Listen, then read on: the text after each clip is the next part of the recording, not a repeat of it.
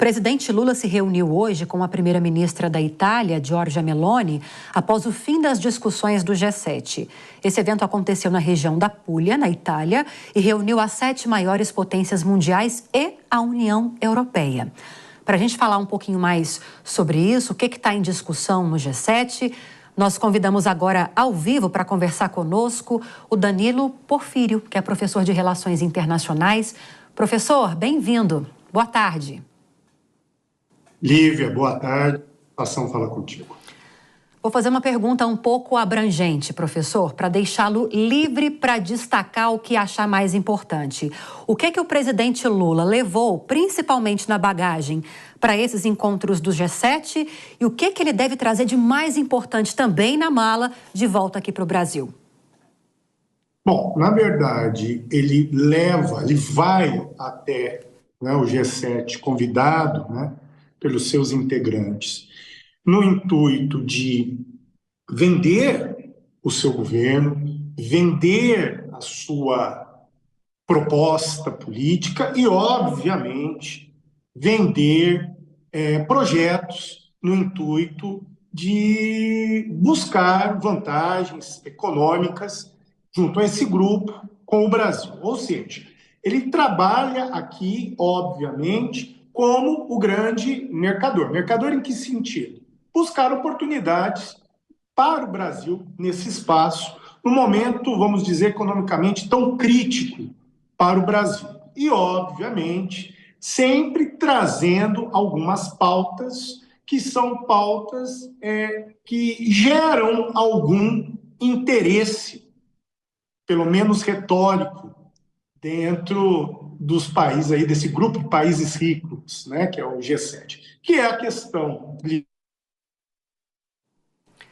Bom, nós estamos conversando com o professor Danilo Porfírio, professor de Relações Internacionais, que está fazendo uma análise a respeito da participação do presidente Lula, da comitiva brasileira, lá nos encontros no G7.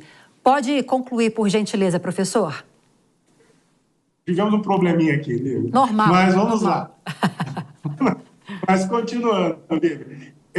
Obviamente, nós vamos aqui observar, Nós vamos observar que o G7 aqui se interessa por algumas pautas defendidas pelo governo brasileiro, que é a questão climática, a questão climática e a questão do combate à fome. Então, volto a insistir, o governo Lula vai promover algumas ações políticas, do seu período de gestão e, obviamente, vai buscar alcançar aí composições e oportunidades. Segre? Professor Danilo, a pergunta nesse caso seria: de que maneira pode afetar essa situação tensa, ideologicamente tensa, em que, de um lado, observamos uma aproximação, no caso da primeira-ministra Meloni, muito favorável, inclusive ao presidente Milei, foi muito generosa na sua apreciação a respeito do presidente Lula, mas foi muito tosca no seu cumprimento com o presidente Macron. De que maneira ela, que é anfitriã, pode mostrar aonde está indo o seu interesse e as suas prioridades? Segre, ótima pontuação. Inicialmente, o grupo do G7 estava preocupado com temáticas retóricas que acabei de falar, que é a questão da fome, governança global, questões climáticas, mas na prática estava preocupado em trabalhar sobre questões de segurança graves, como a questão de Israel, a questão da Ucrânia. Também existe uma certa preocupação sobre a questão que está acontecendo na região das Caraíbas, do Caribe, que é a questão da Venezuela, mas agora veio uma situação muito mais sensível, que é a questão do crescimento da direita, dessa direita, eu não gosto de usar extrema direita, mas essa nova direita, dentro do quê? Do espaço europeu, o que põe em xeque,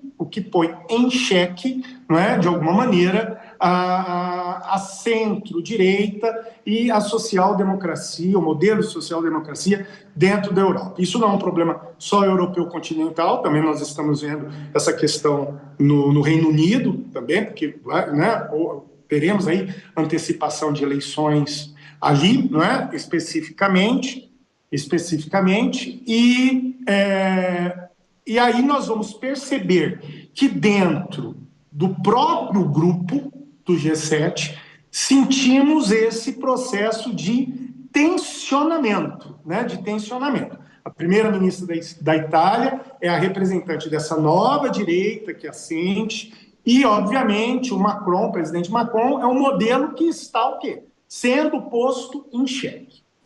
Quanto à presença do Brasil e de outros países, né? Inclusive nós vamos ter presença de integrantes dos BRICS, é importante tê-los nessa reunião, porque países como Brasil e Índia têm um papel significativo no diálogo com, vamos dizer, potências antagonistas desse modelo ocidental de governança, que é a China e a Rússia. Então é importante também ter esse bom diálogo com o Brasil, com a Índia, com a África do Sul, no intuito segredo de se estabelecer um diálogo de composição com essas potências em ascensão.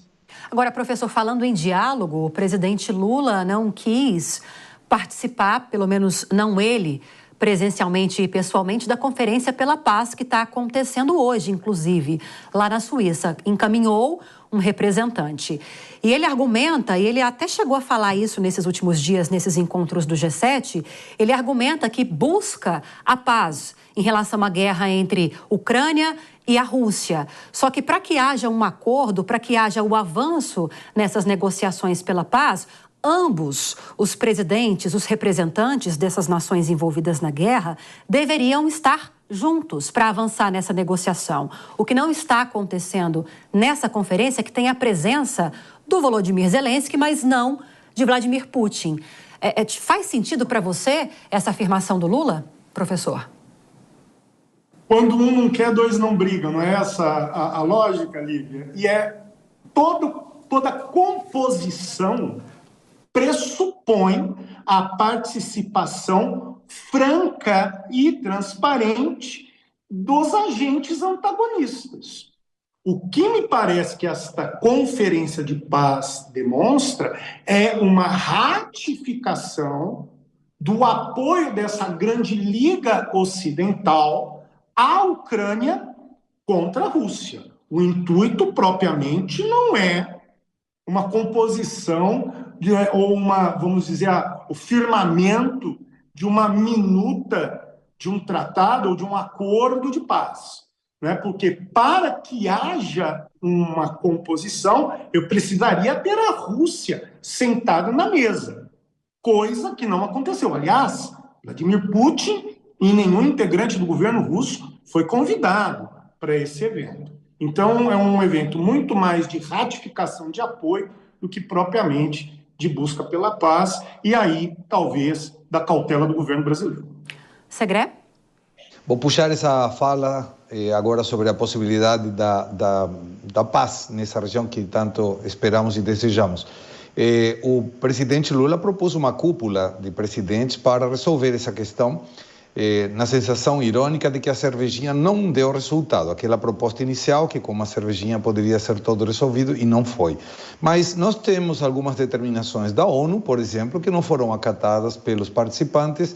Então a pergunta é, salvo que tenha algum contrato que estabeleça a necessidade de uma resolução por arbitragem, como é feito, por exemplo, no segmento privado, é muito difícil supor que a paz vai chegar, porque um precisaria aceitar e o que outro não quer aceitar. E não participando, nem está sabendo do que está sendo negociado, no caso que você mencionou da Rússia. Como poderia chegar a um acordo de paz quando a situação é tão complexa assim? O início de qualquer processo diplomático se faz pelo quê? Pela aceitação das partes antagônicas a sentar. Até você trouxe a iniciativa privada, o exemplo da iniciativa privada como exemplo. E eu sou professor também de direito civil, direito contratual. E lhe digo, a fase de pontuação, de tratativa, o Paler, é o quê? É uma fase de propostas e contrapropostas, que não é um processo de curto prazo, é de longo prazo. Então, como qualquer tratado onde há essa bilateralidade, eu tenho que ter o quê? Essa composição. Ocorrerão exigências de um lado, não aceitação e contra-exigências de outro, mas o importante é que os dois sentem, que haja uma transparência, uma clareza em que ambos sentem, com os seus apoios, mas que sentem e se proponham a, no mínimo, dialogar. Coisa que não aconteceu nesse caso. Então, volto a insistir. Esse evento é muito mais um evento ratificador e midiático do que propriamente um evento comprometido com a paz. Professor Danilo Porfírio, professor de Relações Internacionais, muito obrigada por nos atender nesse sábado à tarde, viu? Bom fim de semana, boa tarde. Um abraço a todos e bom fim de semana. Obrigada.